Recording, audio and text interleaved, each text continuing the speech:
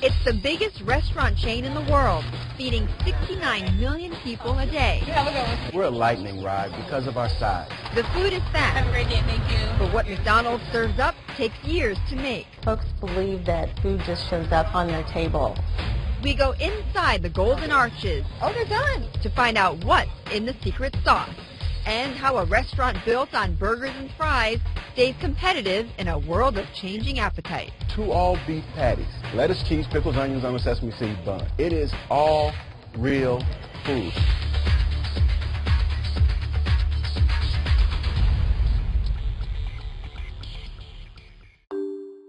McDonald's raised its Golden Arches in Des Plaines, Illinois on April 15, 1955. First-day sales totaled $366.12, and its famous hamburgers sold for only 15 cents a patty. Today, McDonald's feeds over 25 million people in the U.S. daily. It's also a global brand with over 34,000 restaurants in 118 countries. Every day, customers eat up 9 million pounds of French fries, equal to the weight of 900 elephants. There are over 145 items on McDonald's menu, but it's really the big 5 that bring home the bacon. Big Macs, Quarter Pounders, McNuggets, fries, and Egg McMuffins account for 25% of total sales. More Americans visit McDonald's than any other chain of any kind, including Walmart, and it's got the grocery list to prove it. Let's start with the fixins. 43 million pounds of tomatoes, 102 million pounds of lettuce, and don't hold that cheese. McDonald's buys 231 million pounds of cheese a year, a yearly tally that adds up to $9 billion. That's $3 billion more than the military's food budget, and they have a bigger workforce, too. McDonald's employs more than the Army, Navy, Marine Corps, and Air Force combined.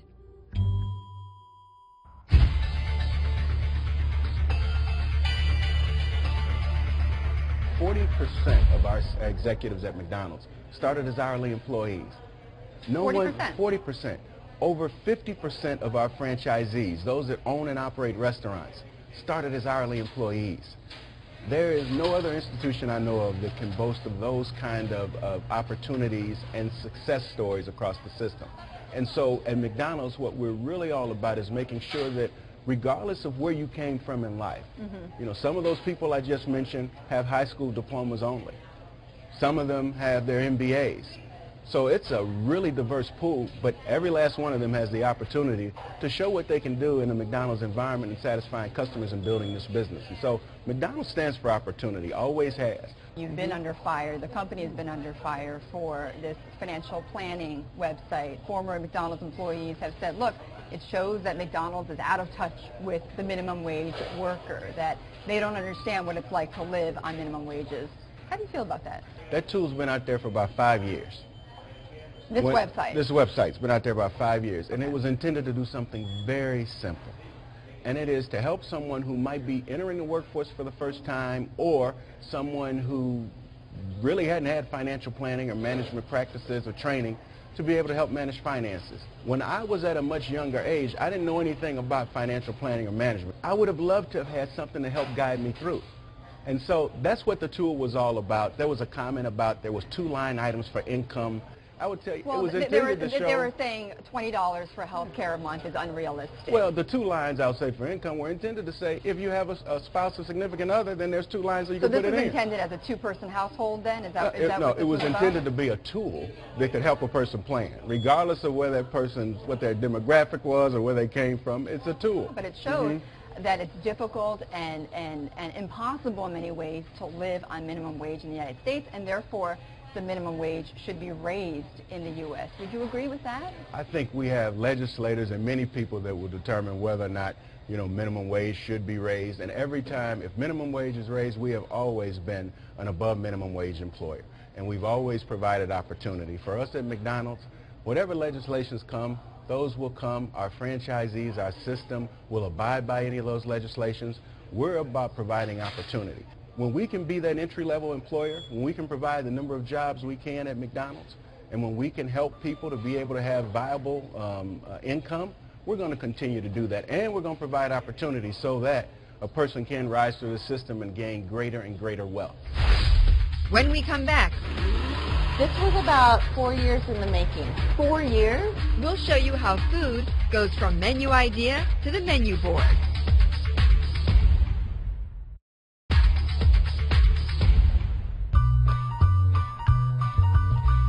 Four years. That's how long it took to make this, this, and this. There are currently 145 choices, all of which took anywhere from 9 months to 4 years to go from an idea to your plate. The McGriddles was huge for me. Deb is McDonald's lead food scientist and the brains behind the all-encompassing breakfast sandwich. They wanted the whole kind of platter idea where you have your sausage and your eggs, and finally we kind of arrived on the hot cake idea in a little more portable, fun way. Getting an item on Mickey D's menu is no easy feat. How do you know when you've got a new product whether or not you're going to be able to bring that up into, let's say, the top 5? It's hard to say what's going to be that very next Big Mac, and it's not until we get it out into the restaurants and we see how it resonates with our consumers over time. There are 40 members of McDonald's menu innovation team that consist of chefs, dietitians, scientists, and marketing specialists. People who spend their days conceptualizing and executing new menu items like the now famous smoothie. What you do is you push the blueberry pomegranate smoothie button, Okay. and then you get to pick the size, and it automatically starts making the smoothie. So altogether it's about 30 seconds from the time you start it, pull the cup, and pour it. Smoothies are on trend in the restaurant world, making up 9% of all menus. But not all popular food items have panned out. In the past we've had pizzas, and McDonald's and pizzas really didn't go together because there's so many other places to go get pizzas. How do you know that it's time to pull the plug on a product? If we don't have something that we sell a lot of, then the quality cannot be consistent for the crew to remember how to make it and for it to be able to be delivered to the customer in a way that we're proud of. Something they are proud of, adding fresh produce to the menu. Tell me about the apples, because apples was a big deal. Huge. Huge when McDonald's got into that. Yeah. It took a lot of work to understand the different varieties of apples, what ones taste good, which ones don't, What was the most surprising thing you learned in this process? how temperature sensitive produce is to ensure that you're in that zone of anywhere from about 36 to 45 degrees. When you go beyond that, you have a lot of change in that product quality and characteristics. McDonald's buys more than 60 million pounds of apples a year, precisely why it can take years to launch a product. When McDonald's rolled out their wild berry smoothie, it took an extra year because they would have had to purchase 30% of the entire supply of blackberries in the U.S.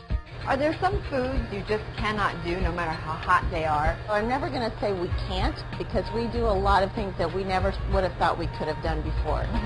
Like smoothies? Like smoothies.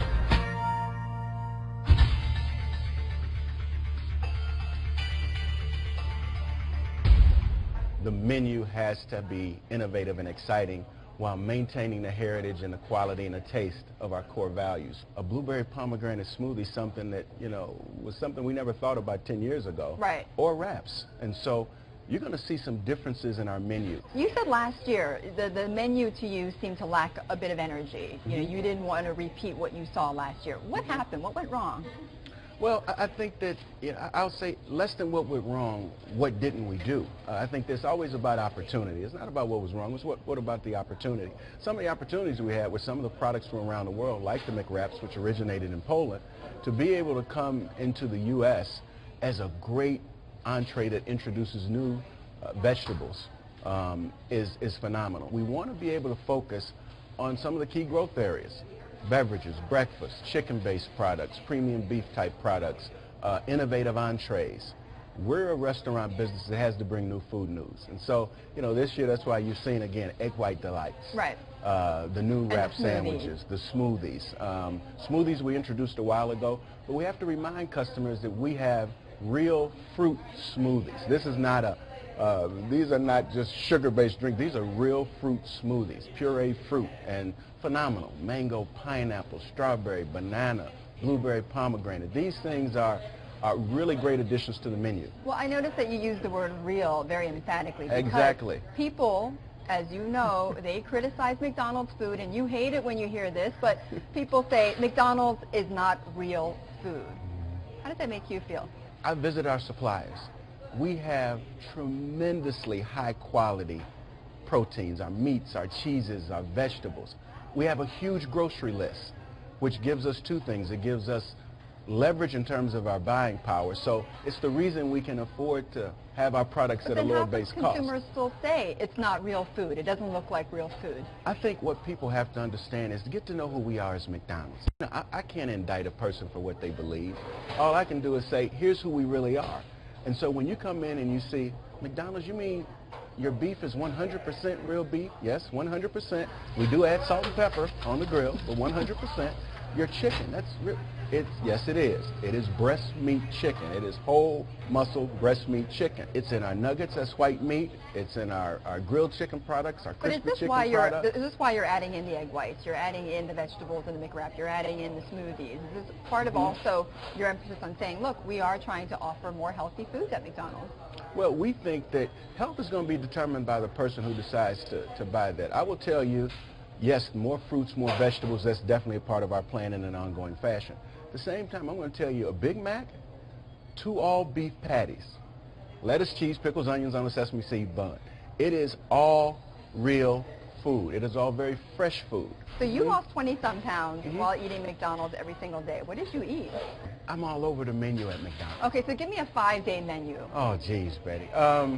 So I'll have an egg white delight one day, the traditional way with Canadian bacon. Another day I may have it with a sausage patty.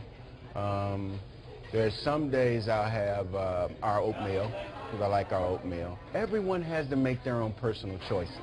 I made a choice, and I made a choice because I was traveling a lot of things going on. I said, I got to get myself back into working out. I used to work out a lot more, and I had just fallen off the wagon, and so I began to work out more. People, when they hear you eat at McDonald's every day and you lost weight, how is that possible? Can you understand why people would be startled by that? Let me substitute McDonald's for a second.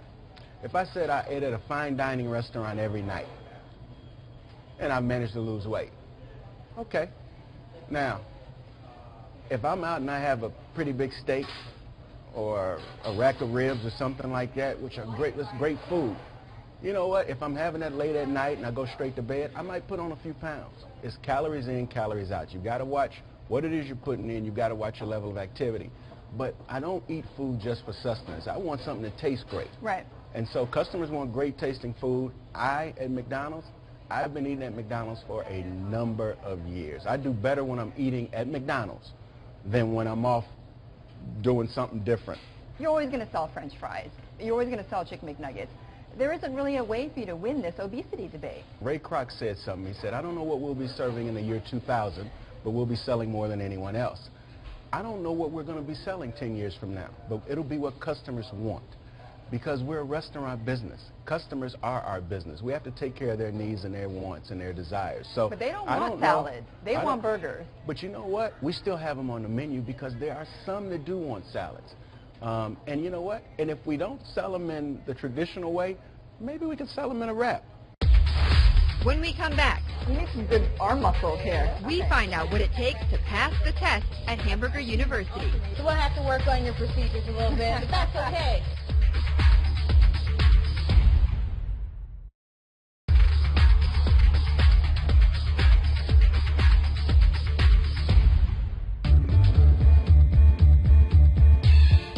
It's called fast food. But what McDonald's serves up is actually a product of years of research, whether it's the latest menu item or leadership development. On the grounds of McDonald's headquarters just outside Chicago, Hamburger University is recommended training for all of the company's managers and franchise owners. McDonald's co-founder Ray Kroc's commitment to investing in employees led to the creation of Hamburger University. If we're going to go anywhere, we've got to have some talent. And I'm going to put my money into talent. It's a unique curriculum that combines homework with hamburgers. This week-long program puts its students through the paces in a way no other company does. So we'll have to work on your procedures a little bit, but that's okay. Hamburger U is not a cooking school.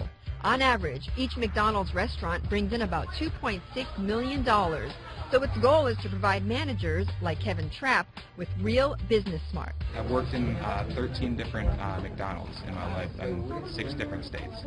What's your goal? My goal, honestly, is to become an owner-operator. Someday, I want to keep working up the ranks. Fred Turner, Charlie Bell, and Jim Skinner have all climbed the golden arches, paying their dues in the kitchen before hanging up their aprons to become CEO. It's a fully functioning restaurant. Which means people like Hamburger U professor Rochelle Tandy could be training the company's next CEO. They have to think bigger picture. A lot of times we get bogged down in the day-to-day, the details, and it's about thinking big picture and really diagnosing your situation to make it better. Please rotate. That's a skill taught in one of Hamburger U's classes, which gives students 20 seconds to conquer 36 scenarios in a restaurant. Everything that we're going to do here, they run into, whether it's a bus coming on the lot or a customer that slips and falls or something burning in the kitchen. You need that real feeling of what it feels like to be under that stress. In the moment. We just need one person to fill that out then. And anyone who thinks this is just a week off work, think again. A week through Hamburger U gets you real college credits recognized by the American Council on Education. Very good. Nice job.